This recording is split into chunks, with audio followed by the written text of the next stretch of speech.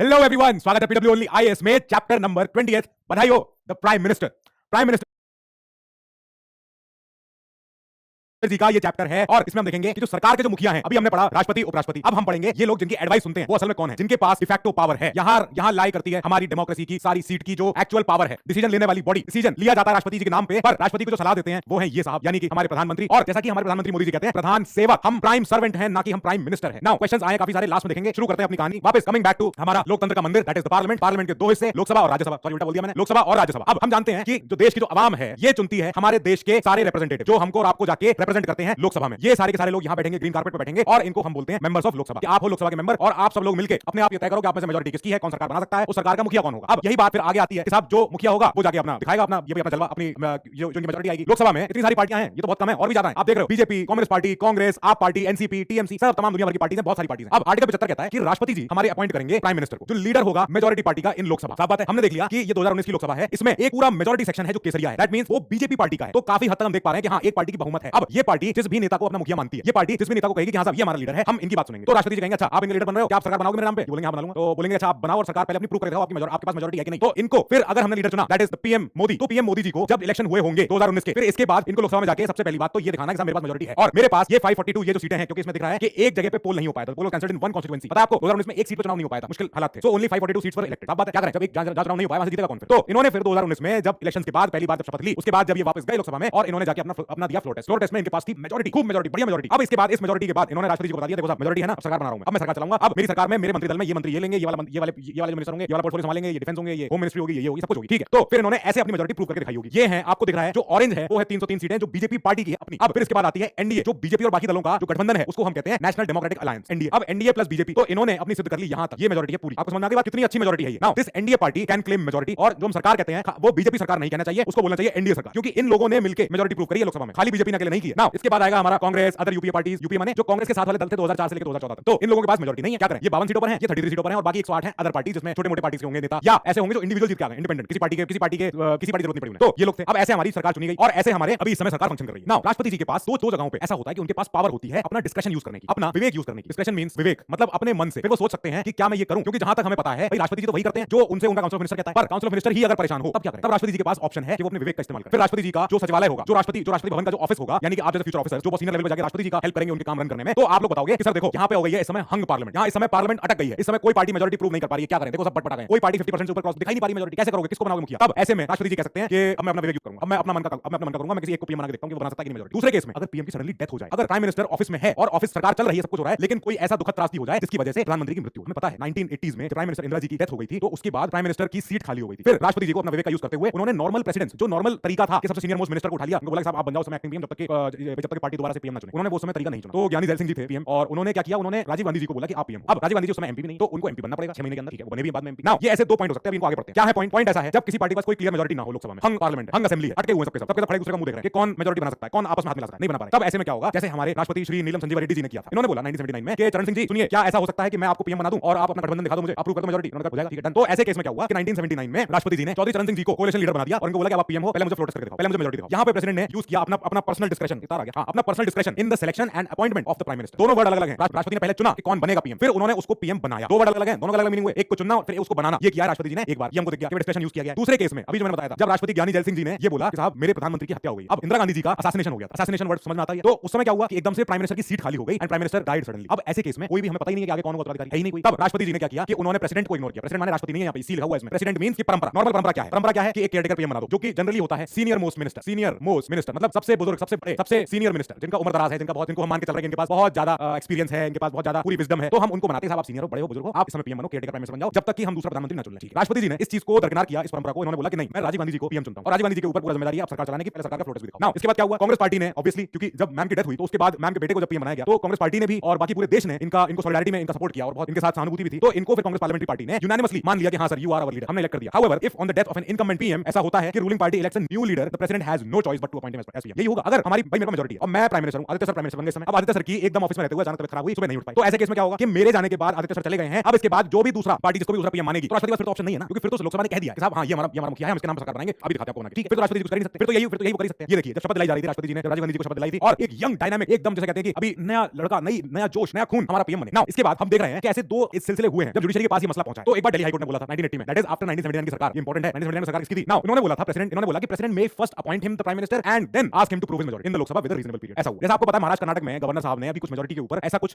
रोचक काम किया था जिसकी वजह से केस सुप्रीम कोर्ट पहुंचा। तो उसमें क्या हुआ था कि उसमें गवर्नर साहब ने पूरा समय नहीं दिया, उसमें जो गवर्नर साहब ने फ्लोर टेस्ट कराने का सही रीजनेबल टाइम नहीं दिया। इससे पहले 1980 में ये दिल्ली हाईकोर्ट ने ये चीज सॉल्व कर रखी थी और बोला हुआ था कि राष्ट्रपति जी पहले अपॉइंट करेंगे किसी को प्राइम मिनिस्टर, फिर उनको बोलेंगे ऑल द बेस्ट, जाओ लोकसभा में अपनी फ्लोर टेस्ट करा के आओ, अपना फ्लोर टेस्ट कहते हैं, मतलब कि ये होता है कि फर्श पे जाओ, फर्श माने जमीन पे नहीं जाना है, मतलब इसका मतलब है कि सदन के फर्श पे जाओ, लोकसभा का ग्रीन कारपेट पे, वहां जाके सबके साथ 500-550 लोग जाके खड़े हो और जाके वहां पे प्रूव करके दिखाओ कि मेजॉरिटी है आपके पास, तो बनाओ सरकार। तो फ्लोर टेस्ट होगा इनका, पहले प्राइम मिनिस्टर बना दो इनको, फिर इनको बोलो कि अपनी मेजॉरिटी क्या है वो दिखाओ, मेजॉरिटी है, ऑल द बेस्ट, बढ़िया सरकार चलाओ, कोई दिक्कत नहीं है। इन the Lok Sabha only, green carpet याद रखना, लोकसभा में ही खाली प्राइम मिनिस्टर को मेजॉरिटी दिखानी होती है ना। अब टाइम भी दे दिया कि टाइम हम बता नहीं रहे कितना हो, पर टाइम रीजनेबल हो, टाइम इतना कम भी ना हो कि साहब आज बोला कल तक दिखाओ, ये ऐसे बना के दिखाओ, और टाइम इतना ज्यादा ना हो कि आज बोल दिया पीएम बन जाओ, 2-3 महीने तुम्हारे पास जाओ जाके प्रूव कर लो मेजॉरिटी, तब तक तो खूब खरीद फरोख्त हो चुकी होगी एमपीस की। नाउ जो भी पर्सन होगा जो पीएम बनेगा, person is not to prove his majority before he is appointed. ये बोला दिल्ली हाईकोर्ट कि पीएम बनने से पहले मेजॉरिटी प्रूव करने की जरूरत नहीं है, पहले आप पीएम बना लो जिसको आप लोग को लग रहा है कि हां ये फ्लोर टेस्ट कर सकता है, इसमें इतनी कुव्वत है कि ये अपनी मेजॉरिटी दिखा दे आपको, बना दो उसको पीएम, कोई बात नहीं, कंटिन्यूटी बरकरार है सरकार की। तो ये हुआ। अब इसके बाद फिर कुछ और 10-15-17 साल बाद 1997 में सुप्रीम कोर्ट ने एक और फैसले में बोला, पहले दिल्ली हाईकोर्ट था, अब सुप्रीम कोर्ट पे आ गया कि if not a member of either house of the parliament, अगर कोई भी पीएम या मिनिस्टर जो भी हो, अगर वो किसी हाउस का मेंबर नहीं है तो he must become a member within the 6 months after becoming prime minister, और minister in that case union minister भले वो हो, कोई बात नहीं, तो चाहे वो यूनियन मिनिस्टर हो, कोई डिफेंस मंत्रालय हो, कोई फॉरेन मिनिस्ट्री हो, कोई होम मिनिस्ट्री हो, कुछ भी मिनिस्ट्री हो सकती है। आप अगर मिनिस्टर हो तो शर्त ये है कि आप मेंबर ऑफ पार्लियामेंट होने चाहिए, पर अगर आप नहीं हो तो आपको 6 महीने के भीतर आपको मेंबरशिप लेनी पड़ेगी किसी हाउस की, नहीं तो आपका सदस्यता भंग, आपकी सदस्यता रद्द हो जाएगी। जैसे प्राइम मिनिस्टर में भी member of any of the 2 house of parliament, फर्क नहीं पड़ता कहां से आए हो, लोकसभा से राज्यसभा से, डोंट वरी डोंट केयर, पर होने जरूर चाहिए member. Now example, Indira ji, Deve Gowda जी, मनमोहन सिंह जी, ये सारे के सारे राज्यसभा मेंबर थे, लोकसभा में नहीं गए थे। ब्रिटेन में उल्टा होता है, ब्रिटेन में क्या होता है, जहां जो पीएम होगा उसको बनना पड़ेगा इस लोअर हाउस का मेंबर। ये जो आपको बड़ी खचाखच भरी हुई पूरी की पूरी, यहां पे 600 से ज्यादा लोग बैठते हैं, ये सारे मेंबर ऑफ पार्लियामेंट हैं, ये सारे हैं हाउस ऑफ कॉमन्स के, लोअर हाउस के, ये वहां के मेंबर, जो वहां का लोअर हाउस है, वेस्टमिंस्टर जो बिल्डिंग है वहां की, तो वहां के लोअर हाउस के मेंबर होना पड़ेगा पीएम को, वो हाउस ऑफ लॉर्ड्स से नहीं आ सकता। जो वहां का अपर हाउस है उसको बोलते हैं वहां पे हाउस ऑफ लॉर्ड्स, भगवानों का घर है, ऐसा बोला गया। तो हाउस ऑफ लॉर्ड्स से वो नहीं आएंगे, वो आएंगे हाउस ऑफ कॉमन्स से, मतलब वो देश के लोग चुन के भेजें तब हम मानेंगे वो पीएम बन पाएंगे नहीं बन पाएंगे। हमारे यहां चीज है कि हमारे राज्यसभा का मेंबर भी पीएम बन सकता है, डोंट वरी, कोई प्रॉब्लम नहीं है। नाउ अगली चीज पे आते हैं कि इनकी शपथ, इनका जितना टर्म होता है, जितनी देर इनको पीएम ऑफिस में रहना पड़ेगा और इनकी सैलरी क्या होगी, बात है यही जानना है हमको। तो नेक्स्ट समझ में आ गई, the president administers to him the oaths of office and secrecy. दो चीजें यहां पे, ये सारी की सारी जो ओथ होती है ये प्राइम मिनिस्टर को लेनी पड़ेगी और बाकी मिनिस्टर्स को भी लेनी पड़ेगी। तो आप देख रहे हो कि जब रामनाथ कोविंद जी ने जब मोदी जी को शपथ दिलवाई थी तो क्या हुआ, जब मोदी जी दोबारा आए थे तो उन्होंने जब खड़े होकर बोला था, मैं नरेंद्र दामोदर दास मोदी शपथ लेता हूं, फलाना फलाना फलाना, आगे का पूरा टेक्स्ट है और ये टेक्स्ट लिखा हुआ है जो आपने आंसर देना है, कौन से शेड्यूल में लिखो, ठीक है। तो टेक्स्ट ऐसा है कि to bear true faith and allegiance to the constitution, same like president, ये पॉइंट तो सेम है कि संविधान के प्रति सच्ची निष्ठा, संविधान के प्रति अपनी वफादारी, ये मैं मेंटेन करूंगा। दूसरा, I will uphold the sovereignty and integrity of India, बिल्कुल मैं देश की संप्रभुता, देश की अखंडता पे आंच नहीं आने दूंगा। तीसरा, to faithfully and conscientiously discharge the duties of the office, यानी कि पूरी निष्ठा के साथ, पूरे कर्तव्य के साथ और अपने होशो हवास में, अपने चित्त मन के साथ मैं अपनी ड्यूटीज निभाऊंगा जो मुझे ऑफिस से मिलेगी। To do right to all manner of people, मतलब हर तबके के लोगों के साथ मैं सही से बर्ताव करूंगा, मैं उनको सही उन तक पहुंचाऊंगा, सत्य उन तक पहुंचाऊंगा, अच्छी चीज उन तक पहुंचाऊंगा, in accordance with the constitution and the law, without fear और फेवर, अफेक्शन और इल विल, बिना किसी एक को अपना मान के दूसरे को पराया मान के, मैं किसी से ना किसी से डरे, ना किसी से घबराए, ना किसी के इफेक्ट में आके, ना किसी से फेवर लेके, मैं कोई किसी भावना के साथ, द्वेष भावना के साथ किसी को भी डिस्क्रिमिनेट नहीं करूंगा, सबके लिए बराबर से अच्छा काम करूंगा, पूरी काम करूंगा, ये बोला गया। ये है इनका ओथ ऑफ ऑफिस। अब ओथ ऑफ सीक्रेसी क्या है? सीक्रेसी ये है कि मैं जो भी मेरे सामने जो भी दस्तावेज आएंगे, जो भी काम आएंगे, मैं उन कामों को मैं किसी ऐसे व्यक्ति से रिवील नहीं करूंगा जिसकी मुझे जरूरत नहीं है, उसको बताऊंगा जिसकी वजह से मेरा काम हो, बस ऐसा बोला गया। I will not reveal to any person और persons any matter that is brought under my consideration as a union minister और prime minister except as may be required for the due discharge of my duties as such a minister. बात है कि अगर मंत्री होते हुए मुझे किसी से कोई बात कहनी है जिसकी वजह से ये मेरा मंत्री वाला काम मेरा हो सकता हो तो मैं कर सकता हूं। अदरवाइज मेरे पास जो काम आएगा वो बहुत ही गोपनीय होना चाहिए, वो देश की सुरक्षा की बात है, वो देश की आंतरिक और बाहरी सुरक्षा की बात है, तो मैं हर किसी से फोन पे टेलीफोन डिस्कस नहीं करूंगा। मेरे पास ऐसा वाला फाइल आइए साइन करने के लिए, नहीं वो नहीं कर सकता हूं। मैंने एक शपथ ली हुई है कि मैं सीक्रेसी निभाऊंगा। नाउ इनका टर्म कैसा होगा, मतलब ये कितनी, इनका ड्यूरेशन क्या होगा? तो इनका ड्यूरेशन साफ बात है, संविधान तो ये कहता है कि साहब देख लेना, हम नहीं जानते, नॉट फिक्स्ड, ये नहीं है, not fixed and he holds office during the pleasure of the president. Now कई लोगों को यहां पे डाउट आ रहा है, ये डाउट मैंने पहले भी देखा, कमेंट्स में भी देखा लोगों के, कि लोगों को लग रहा है कि राष्ट्रपति के मन की चल रही है during the pleasure of the president, कि राष्ट्रपति का मन है तो आप काम कर पा रहे हो, राष्ट्रपति का मन नहीं तो काम नहीं कर सकते, ऐसा नहीं है। राष्ट्रपति का जो प्लेजर ऑफ प्रेसिडेंट हम बोलते हैं, दैट मींस कि जब तक सरकार एग्री कर रही है और राष्ट्रपति जी उसके काम से खुश हैं, it does not mean that the president and can dismiss the PM at any time, no he can not. वो सरकार है, वो लोगों के द्वारा चुन के आए हैं, वो लोगों का आशीर्वाद है उनके पास, जनता का मैंडेट है उनके पास। जैसे जब प्रधानमंत्री जी भाषण बोलते हैं कि मेरे ऊपर 150 करोड़ लोगों का आशीर्वाद है, तो क्या राष्ट्रपति जी उनको हटा देंगे? नहीं हटा सकते, वो एक राष्ट्रपति है, 150 करोड़ लोगों ने उनको आशीर्वाद दिया है वोट के माध्यम से कि सर आप हमारे मुखिया, आप हमारे हेड ऑफ गवर्नमेंट। सो अगर पीएम अपना एंजॉय कर रहे हैं majority support in the Lok Sabha, तब तो कोई बात ही नहीं, कोई फर्क ही नहीं है। That means he can not B dismissed bye the president. अगर नहीं कर पाए, लोकसभा से मेजॉरिटी खट गई, उनके हाथ से छिन गई, then loses the confidence of Lok Sabha and he must resign और द प्रेसिडेंट कैन डिसमिस। बस समझ में आई बात? कि अगर लोकसभा से उनका चली गई मेजॉरिटी, अगर 50% ऑफ लोकसभा ने उनका सपोर्ट नहीं किया, that means he must resign. इसमें मे और ये वाले वर्ड नहीं है, माइट और मे, नहीं, मस्ट करना ही पड़ेगा, इस्तीफा देना पड़ेगा, हो गया। आपके पास वो मैंडेट नहीं है जिसके लिए आप यहां काम करने आए हो, नहीं है, मैंडेट लगा दिखाओ, 50% लोग आपके सपोर्ट में है तो ठीक है, otherwise we don't care. Now president फिर उसको डिसमिस कर सकते हैं अगर पीएम के पास मेजॉरिटी चली गई तो। इनकी सैलरी देखो, सैलरी का कोई संविधान में कोई इशू है नहीं, तो वहां पार्लियामेंट ही डिसाइड करता है, मतलब ये पूरा लोकसभा राज्यसभा सारे मिला के और एक एक्ट पास करते हैं, जिस एक्ट का नाम क्या है वो एक्ट बताएंगे, and parliament time to time इस चीज को रिवाइज करता है, जैसे समय आगे बढ़ रहा है, जैसे महंगाई बढ़ रही है, जैसे सारे आगे और फैक्टर्स इंक्लूड करके, सारे ट्रैवल सब कुछ मिला जुला के, तो तब इनकी सैलरी डिसाइड। नाउ इनको सैलरी मिलती है सेम जो एमपी को मिलती है, पर उसके अलावा इनको एक हायर और ज्यादा इनको एडवांटेज मिलता है, जैसे ही गेट्स सम्चुअरी अलाउंस। ये क्या होते हैं पहली बार सुना हमने, तो सम्चुअरी अलाउंस मींस कि अलाउंस फॉर अलाउंस माने भत्ता, मतलब जो ये ले सकते हैं, जो यूज कर सकते हैं पैसा जो सरकार इनको देती है, अलाउंस फॉर एंटरटेनिंग गेस्ट्स। कि बहुत सारे ऐसे गेस्ट आते हैं जो बड़े-बड़े डिग्निटरीज होते हैं, तो बहुत बड़े-बड़े देशों के प्राइम मिनिस्टर, प्रेसिडेंट, बड़े बड़े एम्बेसडर्स, बड़े बड़े लोग आते हैं इनके यहाँ। अब वो जब लोग आते हैं तो उनको आप खाली हॉल में बैठा के चाय पिला के नहीं हटा देते, नहीं, उनकी आप शान में एक छोटी सी दावत देते हो। एक स्टेट डिनर होता है, एक ऐसा डिनर होता है जहां पे 56 तरह का भोग बनता है, खूब अच्छा खाना बनता है। और अब जो पीएम है, तो पीएम हेड ऑफ सरकार है, तो हेड ऑफ सरकार के यहाँ जब कोई दावत होगी तो पीएम अपना बेस्ट फुट फॉरवर्ड करेंगे ना। आप इंडिया को रिप्रेजेंट कर रहे हो, वहां पे आप प्रधानमंत्री हो देश के, तो वहां पे जब कोई अगर दावत दी जाएगी, दैट मींस वो दावत लैविश होगी और वो दावत इंडिया को रिप्रेजेंट कर रही है। वो दावत अगर वहां पे पानी पूरी भी अगर खट्टी मीठी सही नहीं हुई, दैट मींस वो देश की इंसल्ट है। तो वहां का शेफ भी बहुत प्रॉपर होगा, वहां का पूरा खर्चा सही होगा, वहां का हर चीज। तो अलाउंस फॉर एंटरटेनिंग गेस्ट, ये जब मेहमान आते हैं इसको बोलते हैं हम सैंक्चुअरी अलाउंस। ये इनको दिया जाता है कि जब भी पीएम ऑफिस में या फिर प्रधानमंत्री आवास पे या कहीं और बाहर जब एक स्टेट डिनर करना होता है, करवाना होता है, तो उस समय पे इनको सैंक्चुअरी अलाउंस मिलता है सरकार की तरफ, सॉरी पार्लियामेंट की तरफ से। तो देता तो देश का खजाना ही है वो। Now free travel allowance, free accommodation, travelling allowance, medical bill, सारे इनके मेडिकल अलाउंस सब इनको मिलता है फ्री में। ये क्योंकि भाई देश के मुखिया हैं और सॉरी नॉट देश के मुखिया पर देश की सरकार के मुखिया हैं, तो सुविधाएं उनको मिलनी चाहिए और बड़ी जिम्मेदारी इनके ऊपर। नाउ इसके बाद आएगा एक फैक्टर कि इनकी पावर क्या है। जब हमें पावर फंक्शन पढ़ना है इनके, तो हमें कई सारे रिश्तों को देखते हुए पढ़ना पड़ेगा, जैसे in relation to his council of ministers, in relation to the president, in relation to other, in relation to the parliament, ऐसे करके पढ़ेंगे। सबसे पहले देखते हैं कि काउंसिल ऑफ मिनिस्टर्स के रिस्पेक्ट में इनकी पावर कैसी है। हमें पता है संविधान क्या चुका है कि ही is the head of the council of ministers, मतलब ये होगा इनका काउंसिल ऑफ मिनिस्टर्स। तो ये सारे खड़े हैं, तो पीएम साहब खड़े हैं यहाँ पे और बाकी इनके मिनिस्टर्स खड़े हुए साइड में। ये हैं इन सारे मंत्री दलों के मुखिया। ये ही रेकमेंड करते हैं राष्ट्रपति को कि साहब मैं इस फलाने व्यक्ति को अपना मंत्री बनाना चाहता हूं इस फलाने डिपार्टमेंट, ठीक है। और राष्ट्रपति जी इस एडवाइस से बाउंडेड हैं। राष्ट्रपति जी कल को ये नहीं कह सकते कि नहीं मैं आदित्य सर को बनाना चाहता हूं राष्ट्रपति पीएम और आपका डिफेंस मंत्रालय उनको देना चाहता हूं। अब आदित्य सर कौन है? आदित्य सर आपको पॉलिटिक्स पढ़ा रहे हैं। अब ऐसा हो सकता है कि भाई पीएम बोल दें कि अगर आदित्य सर आपको इतने पसंद है राष्ट्रपति जी, तो आप एक काम कीजिए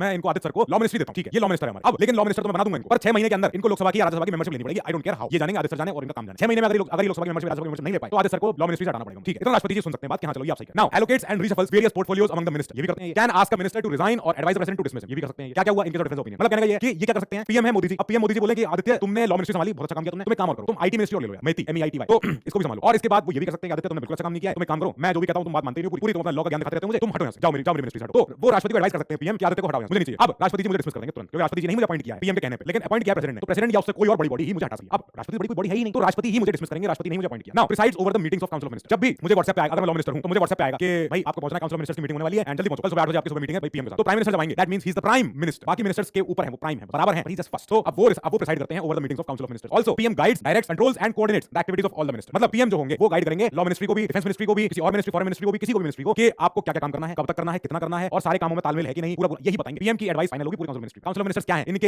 इनके ही तो मतलब इनके साथ रहने वाले लोग हैं, तो इनकी सुनेंगे क्यों, क्योंकि यूनियन सारे मंत्रियों में ये सबसे बड़े हैं, ऊपर हैं। Now he can bring about the collapse of the council of ministers by resigning from, अगर प्राइम मिनिस्टर जी ने रेजिग्नेशन दे दिया तो इसका मतलब सारा मंत्रिमंडल का रेजिग्नेशन हो गया। भले ही मैं तब भी बोलता हूं नहीं मेरी लॉ मिनिस्ट्री कोई नहीं सुनेगा मेरी बात, वो बोलेंगे आपके पीएम जा चुके हैं, आप कब निकलोगे, चलो खाली रास्ता हटा देंगे, कोई नहीं सुनेगा मेरी बात। नाउ रेजिग्नेशन और death of an incumbent prime minister automatically dissolves the council of ministers. बात है हमारे ऐसे हो भी चुका है पहले, कई दफे हो चुका है, हमने कितनी सरकारों में देखा है कि जब प्राइम मिनिस्टर ने इस्तीफा दिया तो साथ साथ उनकी पूरी काउंसिल मिनिस्टर हट गई, भंग हो गई। अब भले उसमें लोकसभा नहीं गई है पर वो सरकार चली गई, जैसे वाजपेयी जी की सरकार, जैसे गुजराल जी की सरकार, तो ये सारी सरकारें अपने आप ही सिमट के खत्म हो गई क्योंकि प्राइम मिनिस्टर ने इस्तीफा दे दिया या प्राइम मिनिस्टर की डेथ हो गई। ऑफ कोर्स तो डेथ हो गई तो ऐसे केस में फिर जो प्रेसिडेंट तो ये किसी ने उसको बनाओ नहीं है, किसी और को बनाओ जो भी पार्लियामेंट्री पार्टी जो कहे जिसको बनाना। ये सारे आप देख रहे हो कि जब पीएम जब पोर्टफोलियो शिफ्ट करते हैं, जब शफलिंग कर देते हैं, तो ऐसा होता है किसी को ये मिलता है, किसी को ये मिलता है। तो ये है हमारे टॉप गेनर्स जिन्होंने शफलिंग के बाद मिनिस्ट्रियां पाई थी, जैसे ये हमारे मिनिस्टर, जैसे एचआरडी मिनिस्टर, जैसे ये है हमारे minister of state for railways plus telecom ministry, minister of state for environment, minister of state for parliamentary affairs plus chemical and fertiliser, ये सारे मिनिस्टर्स हैं। इनकी सबकी मिनिस्ट्री छीन ली गई इनसे और ये कुछ जीते हैं कुछ हारे हैं, तो ऐसा होता है, खूब होता है। पार्लियामेंट मतलब कैबिनेट सरकार में फेरबदल होती रहती है। अब हमने पढ़े काउंसिल मिनिस्टर के साथ, हम अब जानेंगे प्रेसिडेंट के साथ इनका रिश्ता कैसा हो। तो 78 कहता है आर्टिकल कि PM is the primary means of communication, मतलब कि राष्ट्रपति जी पूरे मंत्रिमंडल से तो क्या बात करेंगे, इतने 70-75 मंत्री हैं, तो ऐसे में वो क्या करते हैं, वो मुखिया को बुलाते हैं। अभी आप में से सरकार आप चला रहे हो ना, आप बताओ क्या कर रहे हो आप लोग। तो ऐसे में ये राष्ट्रपति जी और काउंसिल ऑफ मिनिस्टर्स के बीच में ये भूमिका निभाते हैं एक ब्रिज की, और ये बताते हैं प्राइम मिनिस्टर की रिस्पांसिबिलिटी होती है टू इन्फॉर्म द प्रेसिडेंट, ये राष्ट्रपति को सूचित करते हैं कि सर या मैम मेरी सरकार आपके नाम पे ये डिसीजन लेने वाली है, देख लो। Now of all the decision made by the council of ministers regarding the administration of union affairs and legislative proposal, अभी देखते हैं इसको। Now PM has to furnish such information as the president may call for regarding the administration of union affairs and legislative proposal. ये क्या है, दोनों बार मैं एक चीज पढ़ रहा हूं। इसका मतलब है कि ऐसा कोई भी मसला जो यूनियन अफेयर्स को एडमिनिस्टर करने के लिए होगा, यूनियन अफेयर्स माने कोई भी जो सेंटर के जो काम होते हैं उनको जब प्रशासनिक रूप से जब चलवाना होगा, या कोई नया प्रपोजल लाना है, कोई नया लेजिस्लेटिव प्रपोजल लाना है, कोई नया कानून के बारे में बताना है, तो ऐसे केस में राष्ट्रपति को पीएम ही फर्निश करते हैं सारी इन्फॉर्मेशन। इन केसेस कह रहा हूं कि मैडम प्रेसिडेंट मेरी सरकार आपके नाम पे ये कानून लेके आने वाली है, अगले सेशन में हम ये लेके आएंगे और ये उसका खाका बिल ऐसा है, अभी इसमें रफ पॉइंट 3-4 पॉइंट मेन है, मैं आपको बता। तो आपकी मुझे रजामंदी चाहिए और बाद में मुझे आपका आशीर्वाद भी चाहिए as the seal of the president. तो ऐसा होगा अगर प्रेसिडेंट की चाहत हो, प्रेसिडेंट चाहे कि ऐसा आपके बीच में कोई मिनिस्टर था, प्राइम मिनिस्टर जी, आपके 70-75 मंत्रियों के बीच में जिनका कुछ स्पेशल प्रपोजल है और वो डिसीजन आपने अभी तक उस पे डिसीजन कोई लिया नहीं है, आपके मंत्रिमंडल ने, एक बार सोच लो उस पे। तो if the president requires, so अगर प्रेसिडेंट चाहे, submit for the consideration of the council of minister any matter on which decision has been taken by individual minister, किसी एक मंत्री ने कुछ ऐसा सोचा है, जैसे minister of agriculture, minister of animal husbandry, जैसे ये है, अगर पशुपालन मंत्री है और एनिमल हस्बेंड्री के जो मिनिस्टर हैं, अगर वो ये कहें कि यार मैं पशु क्रूरता अधिनियम की जो सजा है, जो क्रूरता का सजा 50 रुपए की पेनल्टी है अगर किसी पशु के साथ क्रूरता होती है, तो मैं चाहता हूं, मैं मिनिस्टर होकर कि मैं इस एक्ट में चेंज करवाऊं, और इसके लिए मैंने रिटन में दिया है राष्ट्रपति को भी, इसके लिए मैंने रिटन में दिया है लोकसभा के स्पीकर को भी, तो पर अभी तक मंत्रिमंडल इस पे विचार नहीं किया। तब ऐसे केस में राष्ट्रपति जी का मन हो सकता है कि राष्ट्रपति जी बोले कि prime minister listen to your minister, जो आपके मिनिस्टर हैं उन्होंने ऐसा सोचा हुआ है, आपके मंत्रिमंडल ने इस पे कभी विचार नहीं किया, थिंक ओवर, इस पे सोचो, इस पे थोड़ा सा विचार, इस पे थोड़ा दिमाग लगाओ। आल्सो प्राइम मिनिस्टर ही एडवाइस करता है राष्ट्रपति को in regard to the appointment of key officials, मतलब इंपॉर्टेंट पोस्ट, आपकी जो फ्यूचर में जो आपका जो गोल है, तो जैसे कि attorney general of India, CAG बनना, या chairman and members of the UPSC. आज तो खाली यूपीएससी एग्जाम लिखोगे आप, क्या पता कल को चेयरमैन बन जाओ यूपीएससी, कितनी बड़ी बात होगी। तो आप जैसे इलेक्शन कमिश्नर, तो आप जैसे लोगों का अपॉइंटमेंट राष्ट्रपति करेंगे, पर करेंगे पीएम की एडवाइस की वजह से, ठीक है। नाउ फाइनेंस कमीशन, कई सारे और ऐसे आयोग हैं, कई ऐसे और सारे ऑफिसर्स हैं, जैसे कि मतलब इंपॉर्टेंट ऑफिशियल्स हैं जिनका अपॉइंटमेंट होता है राष्ट्रपति की मोहर से, पर पीएम एडवाइस करते हैं राष्ट्रपति। हम पहले पढ़ चुके हैं बातें, अब मैं चाहता हूं आपका सपना जितनी जल्दी हो सके पूरा हो यार, जल्दी आप चेयरमैन बनो, जल्दी जाके इस एग्जाम में और लाओ फेरबदल, अच्छा बनाओ। नाउ अब हम बात करेंगे पार्लियामेंट के रिलेशन में पीएम का रोल क्या है। तो PM is the leader of the lower house, जिसे कहते हैं लीडर ऑफ लोकसभा। तो ये लीडर है लोकसभा के लोकसभा में जो सरकार बैठती है, जो मेजॉरिटी सरकार जो मेजॉरिटी प्रूव करी हुई है, तो उसके जो मुखिया माने जाएंगे तो वो होंगे leader of lower house, that is prime minister. जो लीडर ऑफ ऑपोजिशन होंगे वो कोई एक चुने जाएंगे, जो पार्टी मेजॉरिटी में नहीं है वो पार्टी अपना माइनॉरिटी में होगी, ऑफ कोर्स तीसरा कोई जगह ही नहीं। तो जो सारी माइनॉरिटी पार्टीज हैं, चाहे कांग्रेस हो चाहे यूपीए हो, कोई इतने सारे दल हो, ये सारे आपस में मिल सकते हैं और ये बोल सकते हैं कि हां हम पे मेजॉरिटी नहीं है, ठीक है, पर हम सब पार्टियां मिलकर फलाने पर्सन को, फलाने एमपी को हम बोलते हैं लीडर ऑफ ऑपोजिशन, एलओपी कहते हैं, लीडर ऑफ ऑपोजिशन मतलब के उल्टे, मतलब हिंदी में कहते हैं प्रतिपक्ष, नेता प्रतिपक्ष। तो जो नेता प्रतिपक्ष होंगे वो एक चुने जाएंगे और ये होंगे पीएम, जो नेता पक्ष के होंगे, जो नेता होंगे सरकार के लोअर हाउस के लीडर होंगे, मेन माने जाएंगे। Advises the president with regard to summoning and proroguing of the session of the parliament. मतलब पता है इनके समन माने जब राष्ट्रपति बुलवाते हैं पार्लियामेंट को, आओ चलो आ जाओ सेशन बहुत छुट्टी ले ली आप लोगों ने, इंपॉर्टेंट मैटर आ गया देश में, बैठो चलो लाइन में बैठो, तो राष्ट्रपति जी बैठवाते हैं। पर एडवाइस कौन करता है? एडवाइस कौन करता है? Prime minister. प्राइम मिनिस्टर ही करते हैं राष्ट्रपति जी को, मालिक बुलाओ, देश में जंग होने वाली है, यहां देखो ये लोग सब छुट्टी मना रहे हैं एमपी, तो इनको बुलाया जाता है। ऑल्सो राष्ट्रपति कैन प्रोरोग, मतलब राष्ट्रपति कैन सस्पेंड लोकसभा, और नहीं बताएंगे अब अगली बार कब मिलेंगे, पर क्योंकि ये इसलिए बोल पा रहे हैं क्योंकि पीएम नहीं बोला हुआ, पीएम ने बोला लोकसभा को प्रोरोग कर दो, लोकसभा को अभी डिसॉल्व नहीं करवाया, अभी सभा को एडजॉर्न नहीं किया है, प्रोरोग किया है। सारे वर्ड अलग-अलग है, पार्लियामेंट चैप्टर में पूरा पढ़ेंगे सबको अच्छे से। नाउ क्या क्या वर्ड होते हैं? वर्ड होते हैं एडजॉर्न, मैं रफ आपको वर्ड अभी यहां बता रहा हूं, बस इनको लिख लेना, एडजॉर्न, प्रोरोग, तो ये सारे वर्ड लगते हैं सिमिलर पर ये है नहीं। Now can recommend dissolution of the Lok Sabha to the president at any time, ये भी कर सकते हैं। अब प्राइम मिनिस्टर के पास ही तो पावर है, प्राइम मिनिस्टर बोल सकते हैं साहब मुझे नहीं लग रहा मैं अपनी लोकसभा मेजॉरिटी प्रूव कर पाऊंगा अगले 2 महीने में या अगले सेशन में, मुझे लग रहा है मेरे 3-4 ऐसे एमपी हैं जो बिगड़ चुके हैं या 3-4 मिनिस्टर हैं जिनके साथ बहुत सारे एमपी और 50-60 ये लोग जाने वाले हैं, मुझे दिख रहा है। इससे पहले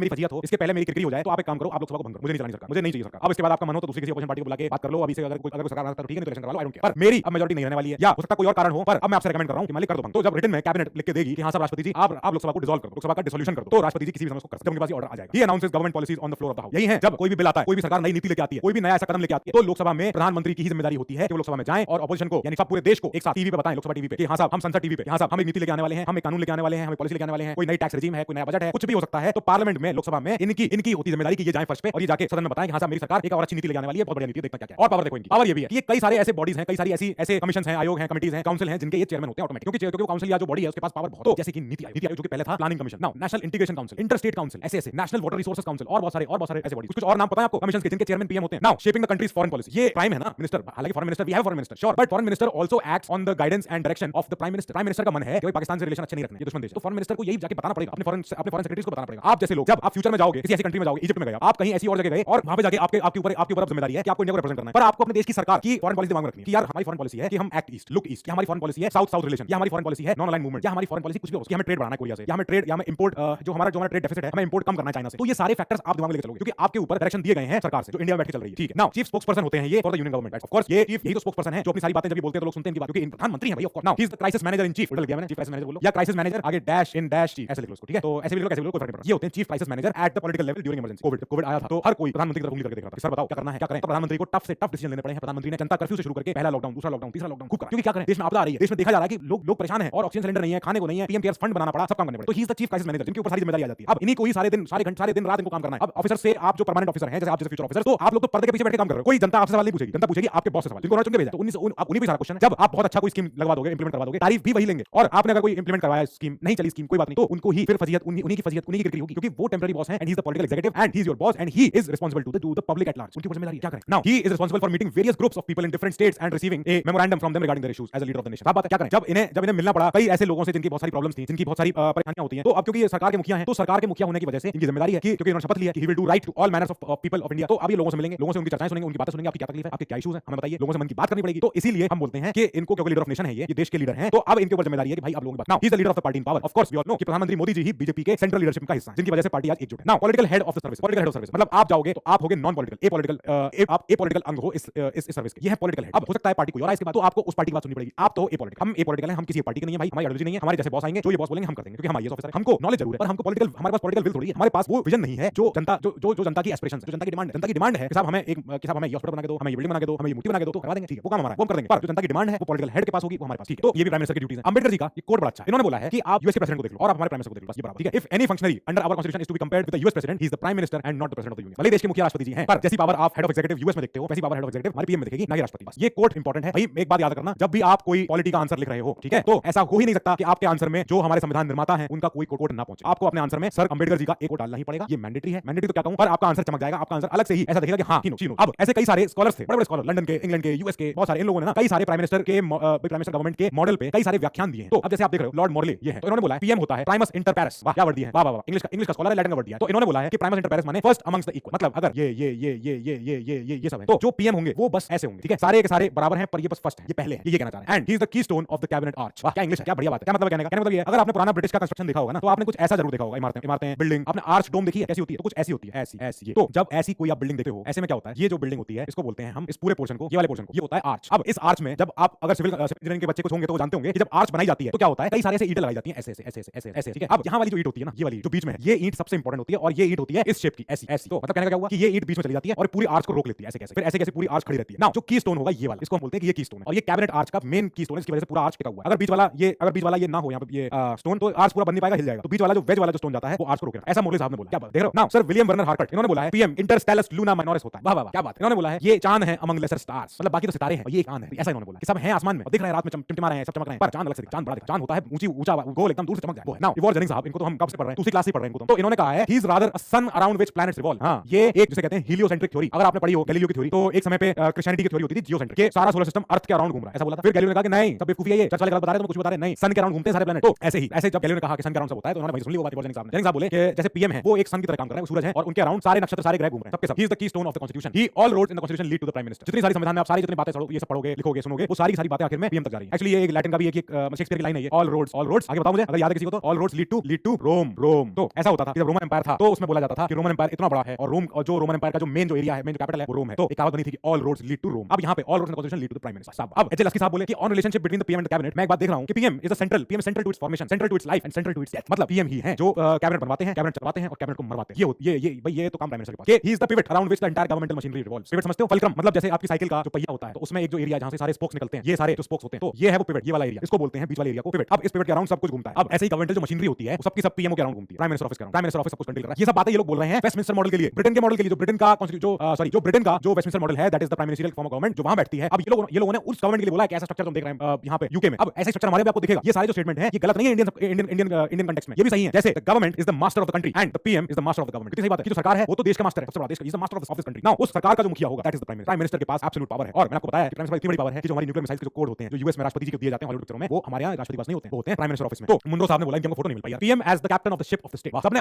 अपने तरीके से इंग्लिश लैंग्वेज का यूज किया है, बहुत ही प्यारी डेफिनेशन दी हुई है। कितनी सही बात है। He is the captain of the ship of the state. State मतलब राज्य नहीं है, यूपी बिहार एमपी कर्नाटक नहीं, स्टेट माने स्टेट पूरा India as a state. Now Ramsay Muir साहब बोले कि PM as the steersman of the steering wheel of the ship of the state है। ठीक है, तो जैसे आपने पायरेट्स ऑफ कैरिबियन अगर किसी ने देखी हो, pirates of Caribbean, captain Jack Sparrow, तो उसमें जहाज का जो एक स्टीयरिंग होता है वो कैसा होता है, वो कुछ ऐसा होता है, उसमें कई सारे स्पोक्स निकले होते हैं, वो जगह पे जुड़ा होता है, साथ ही उसमें ऐसे बाहर भी ऐसे लकड़ी के ऐसे छोटे-छोटे टुकड़े निकले होते हैं, तो इन लकड़ी के टुकड़ों को पकड़ के घुमा देते हैं, ऐसे करके यहीं से पकड़ा घुमा दिया, तो ही जो घुमाता है उसको बोलते हैं स्टीयर्समैन और ये हो गई स्टीयरिंग। एंड ये जो हमारा शिप ऑफ स्टेट है उसके प्राइम मिनिस्टर होते हैं वो स्टीयर्समैन। रामसे मुयर साहब ने बोला, क्या बढ़िया बातें कर रहे हैं लोग। नाउ कम्स क्रॉसमैन साहब, पर उससे पहले मुझे बात बतानी पड़ेगी कि जो मैं बोल रहा हूं आपसे, ये बोला गया था ब्रिटिश पार्लियामेंट के लिए, पर इंडियन कंटेक्स्ट में it holds good, it holds true. The role of the prime minister in the British parliament is so significant that and crucial that observers like to call it a prime ministerial government. Of course it's a prime ministerial government. हमारी आप आज की सरकार देखो, तो आज की क्या कई सालों की सरकार देख लो, जब भी मैं आपको पढ़ाया मैंने आपको कैसे पढ़ाया कि नेहरू जी की सरकार, इंदिरा गांधी जी की सरकार, मोरारजी देसाई जी की सरकार, लाल बहादुर शास्त्री जी की सरकार, या राजीव गांधी जी की सरकार, गुजराल साहब की सरकार, चौधरी चरण सिंह जी की सरकार, यानी प्राइम मिनिस्टरियल गवर्नमेंट है, तो प्राइम मिनिस्टर के अराउंड सरकार घूम रही है। अब सेम डिस्क्रिप्शन इंडियन कंटेक्स्ट में भी बिल्कुल सटीक बैठता है, सही बैठता है। क्रॉसमैन साहब ने बड़ी सही बात बोली है कि जो पोस्ट वॉर एपॉक है, पोस्ट वॉर माने वर्ल्ड वॉर 2 के बाद से जो एक नया जो ये समय आया है, जो नया दौर आया है, इस दौर में हम देख रहे हैं कि final transformation of the cabinet government into the prime ministerial government. पहले वर्ल्ड वॉर 2 से पहले तक हम देखते थे कि चर्चिल की सरकार थी या उससे पहले रामसी मैकडॉनल्ड की सरकार थी, क्लेमेंट एटली सरकारें थी, तो यहाँ पे कैबिनेट के पास पावर थी, कैबिनेट और सारे मिनिस्टर अड़ जाते थे अपने पीएम के साथ ही। सही से करो, हम बता रहे हैं। अब के समय में वर्ल्ड वॉर 2 के बाद से, खासकर चर्चिल के दौर के बाद से हम देखते हैं कि prime minister important, prime minister जो कहेगा वो ही माना जाएगा, उसके बाद आर्गुमेंट है ही नहीं कुछ भी। अब प्राइम मिनिस्टर ने अगर कह दी बात कि साहब फ्रांस जर्मनी से जंग लड़नी पड़ेगी, क्या करें, लड़ेंगे, फिर करवाओ, लड़ा लो। अब हम देख रहे हैं इन्होंने बोला था एक बार कि वेस्टमिंस्टर मॉडल जो ये होता है, जो हमने अपनाया है, तो ये धीरे-धीरे डेड हो रहा है और ये धीरे-धीरे बन रहा है प्राइम मिनिस्टरियल मॉडल। ये बोला था इन्होंने और ये एक प्रॉब्लम है, ये इनके हिसाब से डेमोक्रेसी की, साहब एक शख्स में ही बिल्कुल सुपर मिनिस्टर हो गया है, प्राइम मिनिस्टर भी नहीं है, सुपर मिनिस्टर। तो ऐसा इन्होंने बोला। ठीक है साहब, बोल के बड़े स्कॉलर बड़े आदमी। अब राष्ट्रपति जी के साथ इनका रिश्ता, पहले हम चुके इस चीज को दोबारा से एक बार देख लेते हैं। इन्होंने बोला है आर्टिकल 74 में कि there shall be a COM, of course council of minister, मंत्रिमंडल होगा, with the prime minister at the head to aid and advice. ठीक है, जो प्राइम मिनिस्टर साहब होंगे मंत्रिमंडल के मुखिया होंगे और वो राष्ट्रपति की सहायता करेंगे, राष्ट्रपति को एडवाइस देंगे, who shell in the exercise of his functions act in accordance with such advice. ये अमेंडमेंट के तहत ऐड हुआ था, ये वाला पोर्शन के जो भी राष्ट्रपति जी को एडवाइस दी जाएगी राष्ट्रपति जी को माननी पड़ेगी, सॉरी ऑल द बेस्ट, माननी पड़ेगी, इसके अलावा कोई ऑप्शन नहीं है। नाउ ये बोल दिया हमने अमेंडमेंट के तहत, पर असल में क्या देख रहे हैं हम, president may ask to reconsider advice. कर सकता है ना, क्यों नहीं कर सकता भाई। अगर राष्ट्रपति जी के पास कोई एडवाइस आई, राष्ट्रपति जी ने पढ़ा प्राइम मिनिस्टर कैसे कर रहे हो काम, क्यों कर रहे हो काम, तो राष्ट्रपति भाई पीएम बोलेंगे भाई मेरी सरकार है, मेरा मन है, करना है, जरूरी है। राष्ट्रपति जी बोलेंगे एक बार सोच लो दोबारा से, मैं साइन तो कर दूंगा, मेरी क्या गरज है, पर तुम्हें झेलना पड़ेगा, तुम्हें लोग फिर सुनाएंगे बाद में। तो पीएम बोलेंगे चलो ठीक है मैं सुनता हूं, एक बार भेजो वापस मुझे। तो एडवाइस वापस चली जाएगी भाई पीएम के पास, and president has asked to reconsider the advice to the PM, कि दोबारा सोच लो यार, इतनी बड़ी बात नहीं है, थोड़ा और समय ले लो, सोच लो। एंड अगर फिर एडवाइस वापस गई राष्ट्रपति जी के पास, then the advice is binding after the reconsideration. चाहे राष्ट्रपति जी की जो सलाह थी वो मानी गई या नहीं मानी गई, we don't know, we don't care, पर अगर एडवाइस दोबारा गई इनके पास, वो एडवाइस को माननी पड़ेगी। ये अमेंडमेंट के तहत हुआ था, that is the 44th amendment act of 1970। Advice binding है वो 42nd, एंड एडवाइस रिकंसीडरेशन के बाद आई है, फिर माननी पड़ेगी 44th अमेंडमेंट। इंपॉर्टेंट है दोनों अमेंडमेंट एक्ट, हमारे पॉलिटी हिस्ट्री का ये बहुत बड़ा पोस्ट इंडिपेंडेंस जो हमारा हिस्ट्री पढ़ते हो उसमें 42nd 44th अमेंडमेंट की अपनी इंपॉर्टेंस है। कई दफे मैं आपको रटवा चुका हूं, याद करवा चुका हूं। 42nd इंदिरा गांधी जी का, 44th उनके बाद वाली सरकार कौन सी बात वाली बताना मुझे जरा। फिर आर्टिकल 75 में ये कहा जा रहा है कि prime minister shall be appointed by the president. अब जो बाकी मंत्री होंगे, बाकी मंत्री shall be appointed by the president on the advice of the PM. PM कहते हैं कि मुझे चाहिए Aditya sir as law minister, okay ठीक है, पर क्या आदित्य सर एक मेंबर ऑफ पार्लियामेंट है, बोलेंगे नहीं है, कैसे बन जाएंगे कि 6 महीने का समय इनके पास, ये लोकसभा का चुनाव जीत जाए, चाहे राज्यसभा से एमपी बन जाए, आई डोंट नो, पर मुझे लॉ मिनिस्टर चाहिए आदित्य सर, क्योंकि ये लॉ जानते हैं। अच्छा ठीक है सर, ओके बना देंगे। The ministers shell hold office during the pleasure of the president. अभी पढ़ा था मैंने आपको पीछे, मिनिस्टर्स अपना समय एंजॉय करते हैं, अपना ऑफिस होल्ड करते हैं as long as the president is in pleasure. ठीक है, जब तक राष्ट्रपति जी satisfied. Now council of ministers shall be collectively responsible to the house of the people. अगर आदित्य सर लॉ मिनिस्टर हैं और एक दूसरा कोई और, अगर मान लो अलग सर एजुकेशन मिनिस्टर हैं, तो अगर अलग सर ने कोई ऐसा एक्शन लिया जो लोकसभा के लिए बहुत अच्छा, जो एकदम लोकसभा खुश हो जाएगी, एकदम ताली बजा देगी कि सर क्या एजुकेशन में आप लेके आए हो रेवोल्यूशन, नाइस, तो इसका मतलब है कि वो तो वाह भाई मेरी भी। उल्टा अगर मैंने कोई गलती कर दी, अगर मैंने कोई ऐसा कानून बना दिया जो कि बहुत ही डेंजरस है, जो बहुत ही ऐसा है कि हे भगवान क्या है ये, तब उस केस में मैं तो जो रिस्पांसिबल हुई हूं, साथ में अलग सर भी है, साथ में प्राइम मिनिस्टर भी है, हम सबके सब सारा मंत्रिमंडल पूरा का पूरा मेरी एक गलती की वजह से बर्खास्त हो सकता है। पॉसिबल है ये बात। अब इसीलिए बोलते हैं कि जो काउंसिल ऑफ मिनिस्टर पूरा होगा, पूरा मंत्रिमंडल ये कलेक्टिवली रिस्पांसिबल है to the house of people, to the house of people, parliament को नहीं, लोकसभा को। लोकसभा में अगर मेजॉरिटी चली गई मेरे किसी इनएक्शन की वजह से या एक्शन की वजह से तो गई सरकार, बाय, खत्म हो जाएगी सरकार। नाउ इसके बाद एक इंपॉर्टेंट कि prime minister he is primary means of communication between the council of ministers and the president. बात है वही चीज, सेम द सेम, क्योंकि हम देख रहे हैं राष्ट्रपति का और पीएम का रिलेशन कैसा है। ठीक है, PM responsibility is to inform the president of all the decision made by the council of ministers and furnish such information as the president may call for in what matters, in matters regarding the administration of union affairs and legislative proposal. सही बात है, अभी बड़ा पीछे हमने। Now if the president requires so same the same submit for the consideration of the council of minister any matter on which a decision has been taken by an individual. ठीक बात है, ये हो सकता है। अभी हमने पीछे पढ़ा एक मिनिस्टर चाहे तो कुछ भी कर दे। ऐसे कुछ सीएम, कई ऐसे सीएम हैं जो पीएम बने, ऐसे 6 लोग हैं, जैसे मुरारजी देसाई जी, जैसे चौधरी चरण सिंह जी। अब आपको पता है कि जब ये सीएम थे उस समय बॉम्बे स्टेट के, तो बॉम्बे स्टेट में कितने स्टेट आते थे याद है? और 1952 की बात हो रही है, मतलब पहला एसआरसी नहीं आया था, स्टेट रिकॉग्निशन कमीशन, वो वहां का समय की बात हो रही है। तब ये उस समय के सीएम थे, बाद में पीएम बने हमारे। मुझे बताना कि पीएम का इनका कार्यकाल कब से कब तक था, पीएम टेन्योर, ठीक है, टेन्योर या पीरियड कौन से ईयर से कौन से ईयर तक। मैं ऐसे पूछूंगा, सबको बताना पड़ेगा और सब बताएंगे, कोई मिस नहीं करेगा। जो सुन रहा है लेक्चर बता रहे चलो, ये आपकी हिस्ट्री स्ट्रांग कर रहा है ये पोर्शन। नाउ चौधरी चरण सिंह जी ये कहां से थे आपको याद है? ये अनडिवाइडेड यूपी से थे और इनके नाम पे यूनिवर्सिटी भी है जो यूपी में ही है, और किस जगह बताना मुझे। तो ये यूपी के सीएम थे इस ईयर से इस ईयर तक, और फिर इस ईयर में फिर ये पीएम बने। वो पीएम बने पीरियड बताना मुझको। नाउ वीपी सिंह जी ये हमारे यूपी से एक और सीएम थे जो बाद में पीएम बने हमारे। वीपी सिंह जी ऑफिस में आए थे 1980 से 1982। ठीक है, फिर इनका कार्यकाल क्या हुआ? नाउ पीवी नरसिम्हा राव जी ये पहले सीएम थे जो साउथ इंडिया से आए थे। अब जब ये सीएम थे अपने आंध्र के उस समय 1973, क्या उस समय तक आंध्र में कुछ ऐसा हो रहा था जो इंपॉर्टेंट था जिसकी वजह से इनको फिर हमने इनको पीएम बनाया, कुछ बनाया? इनकी हिस्ट्री आते आते तक इंपॉर्टेंट हो जाता है हमारे इंडिया का आगे का कंटेक्स्ट। नाउ देवगौड़ा साहब सीएम थे कर्नाटक के, second PM from the south. So CM of Karnataka when he was chosen to lead the united front government in June 1990। इनकी सरकार भी चली गई थी। फिर अभी के हमारे current prime minister that is prime minister Narendra Modi ji, ये जब सीएम थे 4 बार गुजरात के 2001 से 2014। इनका कार्यकाल तो बता ही दोगे, इनका कार्यकाल तो करंट चल रहा है इसलिए आसान बताना। खैर ये तो क्या पूछूंगा, पर पहले जरूर बताना मुझे, पहले वाला important. Now comes care taker government. Care taker माने रखवाली करने वाली, उस समय के लिए जब तक कोई है नहीं। जैसे जब आप ऑफिस में जाओगे अपने, तो जब आप ऑफिस में अपनी पोस्टिंग लोगे ना सरकार में जाके, तो पता क्या होगा? आपका ट्रांसफर हुआ करेगा, आप एक ऑफिस से दूसरे ऑफिस जाओगे, एक जिले से दूसरे जिले आपका ट्रांसफर होगा। तो ऐसे में क्या होगा? आप अपना बंगला वेकेट करोगे, आप अपना बंगला वेकेट करके दूसरे बंगले में जाओगे, आप और आपका परिवार। अब जब दूसरे बंगले में आप पहुंचोगे तो वहां पे जाके आपको पहले कौन मिलेगा? आपको आपका स्टाफ मिलेगा, आपको उस समय बंगले का रखवाली करने वाला केयर टेकर मिलेगा। जिससे आप पूछोगे कि हां भाई यहाँ पहले कौन साहब रहते थे? कि सर पहले तो वो साहब रहते थे, अब वो वहां चले गए और उनका सामान थोड़ा सा यहाँ रखा हुआ है, वो भी परसों तक आके ले जाएंगे। ठीक है, फिर आप बोलोगे कि अच्छा आप केयर टेकर हो यहाँ के? हां जी सर, तो एक काम करो, मेरा सामान आ चुका है, मेरा सामान लगवाओ यहाँ पे। चलो ठीक है, आपका काम हुआ करेगा। तो ऐसे में अब जिस पर्सन से आप बात कर रहे हो, जो उस बंगले की रखवाली कर रहा है, जो उस बंगले में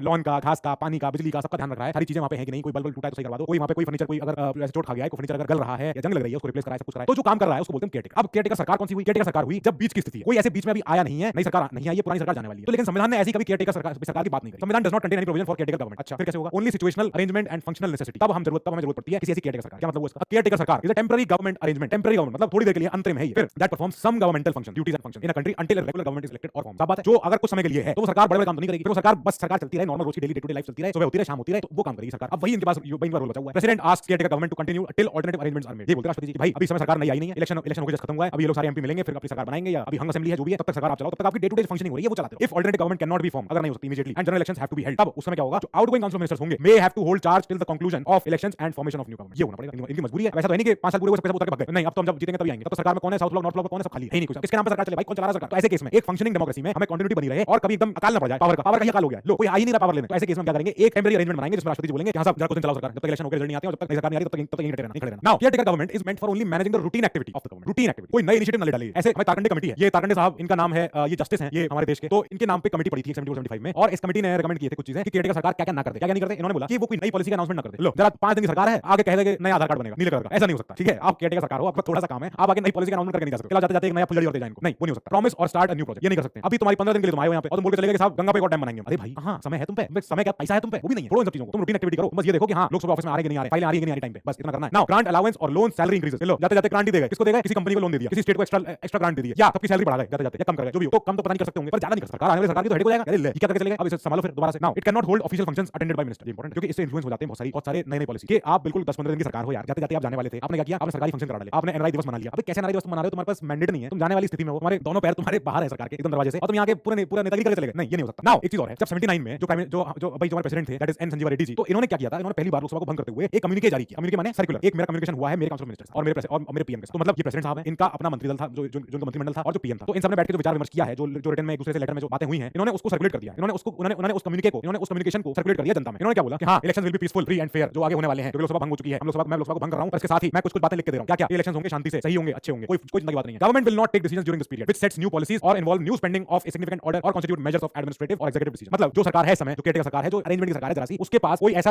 ऐसी उसके पास वो चाहते नहीं है कि वो कोई नई डिसीजन ले डाले और इतनी कोई नई पॉलिसी का बयान जाके दे दे जनता में, अरे नई पॉलिसी चिंता मत करो अभी आ जाती, नहीं हो सकता। और कोई ऐसी नई स्पेंडिंग नहीं खर्च कर सकती एक्स्ट्रा से, कि अलग से वो ये नहीं बोलेगी 15 दिन की सरकार के लाओ 3000 करोड़ की हम नई जगह बनाएंगे, नया शहर बनाने वाले हैं, ये नहीं कर सकते। तो ये करने के लिए वो सरकार ऑथराइज नहीं है। दूसरा, अगर कोई अर्जेंट नेचर का काम आ गया, बहुत ही अर्जेंट नेचर, मतलब माना जा रहा है भाई ये तो बहुत जरूरी, क्या करें, था जरूरी तो था, अब work of an urgent nature involving the national interest will not be held, नहीं होगा। ठीक है कोई बात, आगे सरकार देख लेगी अपने आप, डोंट वरी, हम कोई बात नहीं जाने दो। फिर इसके बाद आ रहा है कलकत्ता हाई कोर्ट का एक ऑर्डर, जिसमें इन्होंने बोला कि दिसंबर 79 में इन्होंने बोला था मुरारजी देसाई जी की सरकार के अराउंड, इन्होंने बोला था कि देखो there is no mention of caretaker government. अच्छा ठीक है, as such in our constitution. Now अगर if an extraordinary situation calls for caretaker government, prime minister and the council of ministers ministers, ये जितने थे अभी तक के, in such situation should carry on day to day administration in office. यही जो लोग हैं अभी के अभी, यही इन्हीं की जिम्मेदारी है, ये काम करते चलेंगे जब तक अगली सरकार नहीं आ जा रही है। अब लेकिन हम समझ रहे हैं जो केयरटेकर सरकार होती है, केयरटेकर पीएम होता है, वो कॉन्स्ट्रेंट होते हैं, मतलब वो बंधे हुए होते हैं, कॉन्स्ट्रेंट होते हैं। क्यों बंधे हुए होते हैं? वो इसलिए बंधे होते हैं क्योंकि पार्लियामेंट नहीं है। पार्लियामेंट जो अकाउंटेबिलिटी की नजर रखती है इनके ऊपर, पीएम के ऊपर, लोकसभा जो है भंग हो चुकी है, नई लोकसभा आने वाली है, और इस समय जो सरकार है वो किसी को अकाउंटेबल नहीं है। भाई लोकसभा सरकार सवाल पूछती है, लोकसभा कहती है क्या बेटा कहां खर्चा कर रहे हो, या क्यों खर्चा कर रहे हो, या क्यों ये काम नहीं कर रहे हो। तो ऐसे केस में पीएम जो है वो खुद ही बंधे हुए हैं, वो खुद ही ज्यादा काम नहीं कर सकते, क्योंकि किससे कराएं, किससे पूछें, बताने वाली तो लोकसभा थी, वो है ही नहीं हमारे पास। नाउ दूसरा, government does not abuse its position to gain electoral advantage. हो नहीं सकता, कोई नया काम कर नहीं सकते, नया कोई फरमान नहीं ला सकते, कोई नई पॉलिसी नहीं बता सकते, कुछ भी नया आप नहीं कर सकते हो। तो आप अपने इलेक्टोरल एडवांटेज के लिए, अपने चुनावी एडवांटेज के लिए आप पोजीशन को यूज नहीं कर सकते हो, इसीलिए आप ब्लॉक्ड हो, बने हुए हो, जो केयरटेकर प्राइम मिनिस्टर होता है। यहाँ पे ये हमारा प्यारा सा चैप्टर खत्म होता है, that is the prime minister. Now we will get back to question. Question इसके बहुत अच्छे क्वेश्चन हैं। अब एक एक करके क्वेश्चन पे चलते हैं, और आसान क्वेश्चन है, अपने आप बताओगे, मैं नहीं बताऊंगा। अब देखो पहला क्वेश्चन ये है कि इन स्टेटमेंट को सुनो पहले, क्या है स्टेटमेंट? स्टेटमेंट कह रहा है the 44th amendment act, that is 1978, ठीक है, तो constitution of India introduce an article placing the election of the prime minister beyond judicial review. लग रहा है रॉन्ग, ओके, नो, 42nd था, 39th था, वो this was 39th by the way, जिसने बोला था कि पीएम, वाइस प्रेसिडेंट, ये प्रेसिडेंट, स्पीकर, इनके इलेक्शन को कभी भी सुप्रीम कोर्ट नहीं सुनेगी, इनके इलेक्शन को कभी भी कोई किसी कोर्ट में चैलेंज नहीं किया जाएगा। वो 39th अमेंडमेंट था, 44 नहीं था। आल्सो सेकंड सुनो, Supreme Court of India struck down the 99th amendment to the constitution of India as being the violative of independence of judiciary. ये सही है, ये तो सही है। आपको याद है 99 अमेंडमेंट क्या था? 99 अमेंडमेंट कुछ ऐसा इंपॉर्टेंट अमेंडमेंट था जिससे पूरा जुडिशरी का स्ट्रक्चर हिलने वाला था, और वो जुडिशरी का स्ट्रक्चर बन नहीं पाया, सॉरी वो फिर अमेंडमेंट जो है वो एक्ट वो चल नहीं पाया, तो उसको हटा दिया गया, उस पूरे एक्ट को ही अब सुप्रीम कोर्ट ने नलिफाई कर दिया। ये स्टेटमेंट सही है, that is for statement given above is are correct. हमने देखिए करेक्ट पूछा है, तो करेक्ट माने answer is only 2। Okay, next question is, दो स्टेटमेंट देखो इनमें, the executive power of the union of India is vested in the prime minister. ये तो स्टेटमेंट सुनने लग रही है, स्टेटमेंट सही है क्या? ये हमने एक क्लास में पीछे में देखा भी है, ये स्टेटमेंट है गलत गलत गलत गलत गलत एकदम गलत। जो एग्जीक्यूटिव पावर होती है it is vested in the president, राष्ट्रपति के नाम में होती है सारी power. Now second statement, the prime minister is the ex officio chairman, ex officio means by the virtue of the office of, तो PM is the ex officio chairman of the civil services board. Is that so? क्या लगता है सही है statement? ये statement भी गलत, एकदम गलत। और अगर ये दोनों स्टेटमेंट गलत हैं तो इनमें से कौन सी स्टेटमेंट सही है? कोई भी नहीं, कोई भी सही नहीं है। नाउ आपको पता है सीएसबी का चेयरमैन कौन होता है? एक्स ऑफिशियो चेयरमैन कौन होता है? आपका सपना, आपका फाइनल सपना, वो है आपकी हाईएस्ट पोजीशन, आपके सपने की, वो होता है। अब कौन हुआ बताना मुझे जरा। Now consider the following statement, फिर स्टेटमेंट सुनो इनकी। अब स्टेटमेंट ये कह रहे हैं the president shell make rules for the more convenient transaction of the business of the government of India. सही लगी स्टेटमेंट, बिल्कुल सही है। And for the allocation among ministers of the set, correct, एकदम सही। राष्ट्रपति जी ही रूल बनवाते हैं, राष्ट्रपति जी ही रूल ये में लिखवाते हैं कैसे बिजनेस होगा सरकार का, कौन सी मिनिस्ट्री कौन सी एलोकेट किसको कर रहे हो आप लोग, कौन सा बिजनेस किसको दे रहे हो, होता पीएम के कहने पे है, पर राष्ट्रपति रूल्स बनवाते हैं, ठीक है। All executive actions of the government of India shall be express to be taken in the name of the prime minister. है क्या सारे सरकार के जितने नियम कायदे होते हैं, एग्जीक्यूटिव एक्शन होते हैं, क्या वो पीएम के नाम पे लिए जाते हैं?